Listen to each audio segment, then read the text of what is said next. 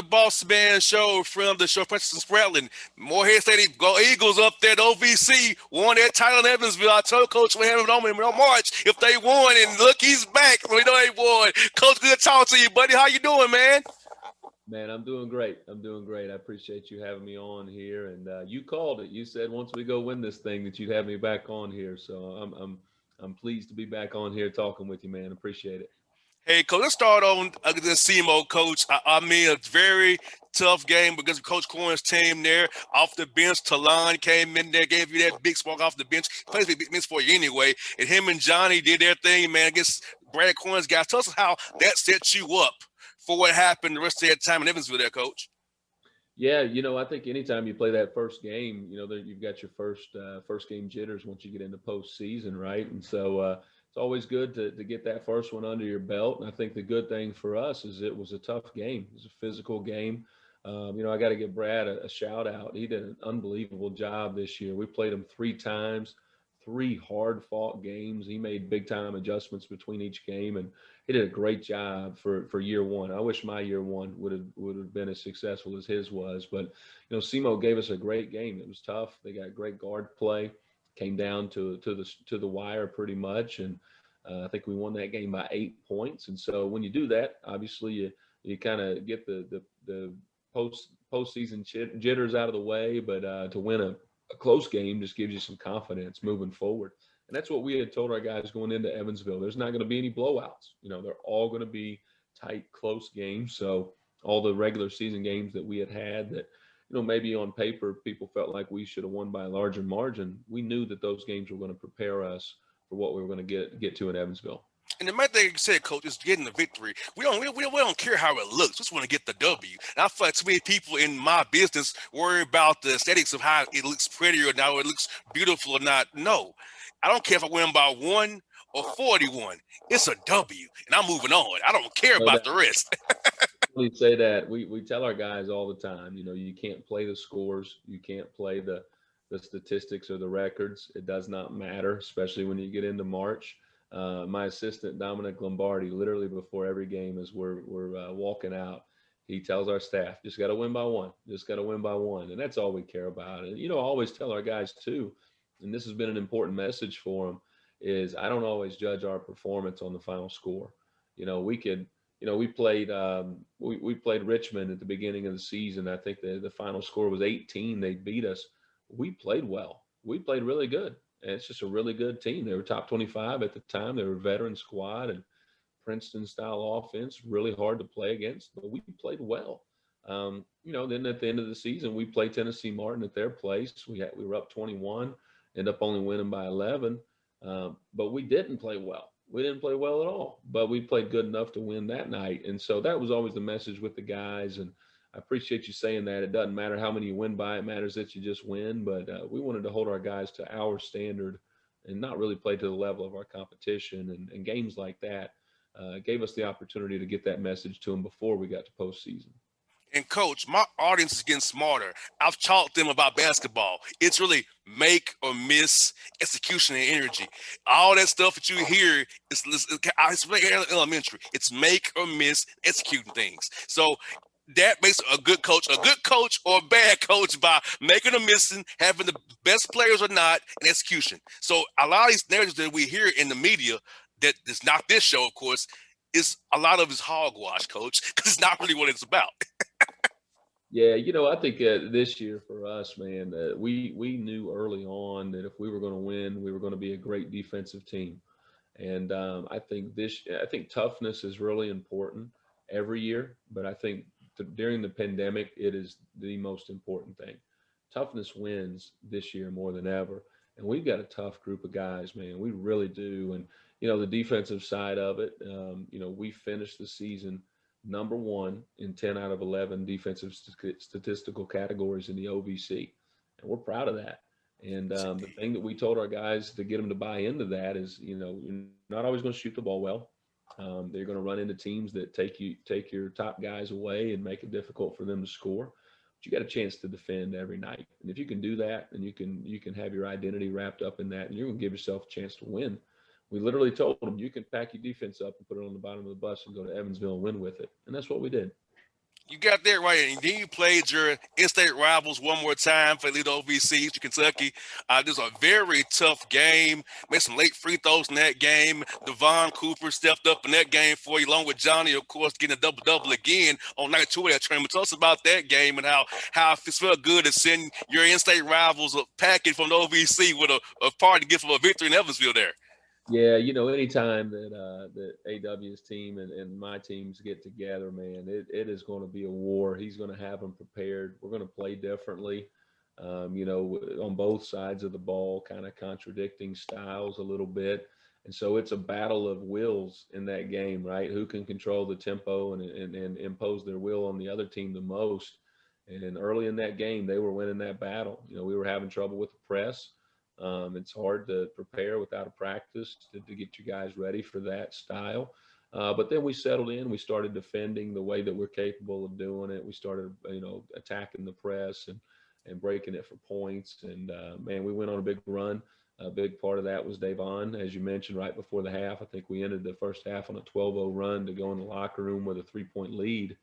And I don't think we trailed the rest of the game, ended up winning by 3. But that's a high intensity game, right? Big time rivalry. Morehead State, Eastern Kentucky, the last time that we'll see each other and as being members of the same conference. So it was a high stakes game for both fan bases and for our league, and we're just thankful we came out on the right side of it. Now, Preston, you feel like this? We talked in February here. You hadn't quite played Casey and Belmont yet, but you played them down in Nashville. Then you played them at your place again and won on the 27th of February. How key was it in winning that game on Saturday, seeing them twice and beating them once just a week prior to playing them again in Evansville? It was really important. We talk about getting better. That's literally our goal. That's all we talk about every single day. And when we lost at Belmont, we had a whole week to work on ourselves before we had another game.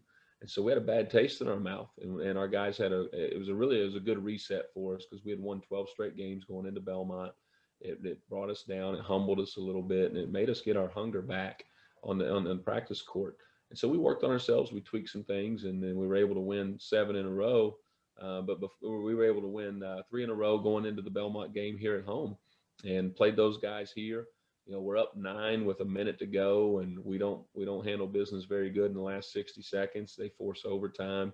Then we go into overtime. We hold them without scoring for 3 straight minutes, and then end up pulling away and winning that one. But we told our guys on Saturday night in the OVC tournament, hey, listen, our goal's been to get better. We're better on this Saturday than we were last Saturday because of the work you guys have put in and the belief that you've had. And let's go out here and let's prove it. But it gave us confidence to know going into the conference tournament that we could beat them because we had just beaten them there the week before. But man, they're a great team. Casey does an unbelievable job. They've got some great players, great tradition. They had a phenomenal season.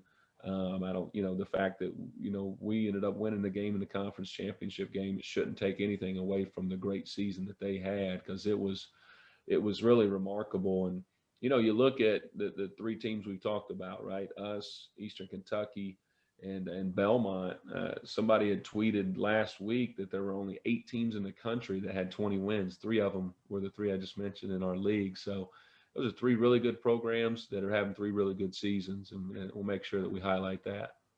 Most definitely. Now, Saturday night, I was watching the game on TV. I feel like your guy was just clicking on everything. It was just energy, effort, shots going down. And I feel like, you got that big lead. Of course, Belmont been who they are going to make a run. Cases guys are never going to quit. So, but just seeing your team do what they did for most of that game had to make you happy, knowing, like you said, you ain't got better from each night of that tournament. You got to better Thursday, Friday, Saturday night. You guys got better, and just to see your team in that magical moment just come together in that great way had to make you and your staff and your university feel so good to see these Eagles led by you and your players really bought in and showed it all on TV Saturday night for everybody to see.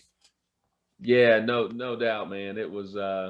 Hold on, can you still see me? I Okay. sure can, Coach. I got Okay. you, buddy. Yeah, no, it was huge, man. It was huge to the 10-year anniversary of Coach Tyndall and taking his team to the NCAA tournament with Kenneth Fareed and DeMonte Harper, hitting the big shot to beat Louisville in the NCAA tournament. So, our fan base was ready. They needed another championship, and to be able to provide that was really meaningful. And for just all of our guys, two of our players that it stands out for more than anybody else are James Baker and Davon Cooper, because they're two Kentucky guys, and they were on our very first team here when I got the job.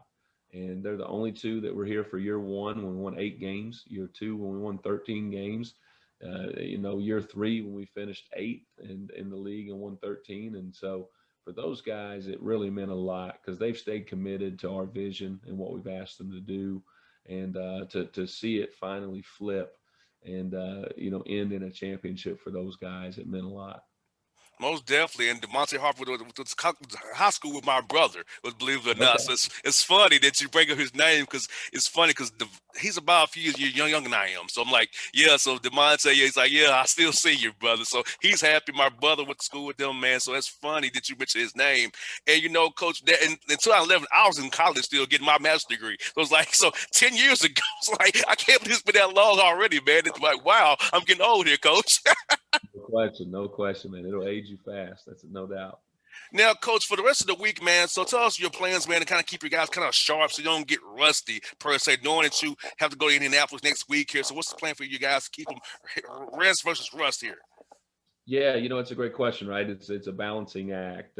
First of all, I like the fact that, we're the first ticket punch. We're the first conference tournament to be completed every year. So that's obviously exciting that we get to kick off March Madness in the OVC. Also like the fact that we get to enjoy our championship for a full week before, we have to, we find out who we're going to play and have to start shifting our focus to the NCAA tournament. We get to be the champs for a full week and do a lot of great interviews like this one here. But it is a balancing act, right? You want to give your guys rest. You want to give them some time off, but you don't want to lose your edge. You want to stay sharp, as you mentioned. So, we were off Sunday. We traveled back home. We did some media things and parade type deal coming down Main Street upon our return. And then we were off Monday, off Tuesday, and just letting the guys get back academically and do what they need to do. They had some interviews and things to do as well. And then we're going to get back into it on Wednesday. We'll go individuals, we'll lift, we'll do what we call a power hour, which is a meeting with our character coach and just to get our mind right, especially right now coming off the championship, to get us prepared. And then we'll practice Thursday, Friday. We'll really get after it. We'll probably scrimmage a lot just so that we can tip it up and simulate a game as best we can. We'll get off on Saturday, and I think right now the plan is the NCAA is asking us to travel to Indianapolis on Saturday, which is crazy. We're going to be there nearly a week before we play a game to kind of enter the bubble, as you would say, with testing and things like that. Then we'll practice Sunday in Indianapolis, and then we'll enjoy the selection show. I think our administration is probably going to put on some type of live in-person selection show here for our fans to come in the arena and just enjoy in that moment together, even though we'll probably have to zoom in virtually for it. But and then we'll see, man. We'll see, do we play Friday? Do we play Saturday? Who do we play? How do we want to structure our week? But we're going to enjoy it. We're going to enjoy it. But at the same time, we're going to keep in mind what got us here is focusing on getting better. And we're not done getting better. We're going to continue to do that. And whoever we get the opportunity to play, we're going to be ready. And we're going to make the most of that opportunity. We can go into the game with a mindset that we're here to win. We're not here for the experience. That's not what we're in this for. We're here because our guys are for real. And we feel like we can play with anybody. And we're going to go prove that. Well, Preston, I'll be cheering for you, buddy. I want you to do well, man. So I'm proud of you. I'm OVC guy, so I love it. So I'll be definitely cheering for you guys. You're my home conference at OVC, so I'm definitely with you, buddy. I'm an Eagle, man. Morehead State, baby. Let's go. I appreciate you, man. No doubt about it. I know you love the league and you respect what great basketball we have in this league. So for us to win the league and represent it in the NCAA tournament, it means a lot. And I know you're always on our side with it, man. Anytime. But hey, man, you be blessed, man. Be safe. Hope to talk to you real soon, buddy. Boss man, thanks so much. Always appreciate you. I'll see you, buddy. Be good now. All right. All right.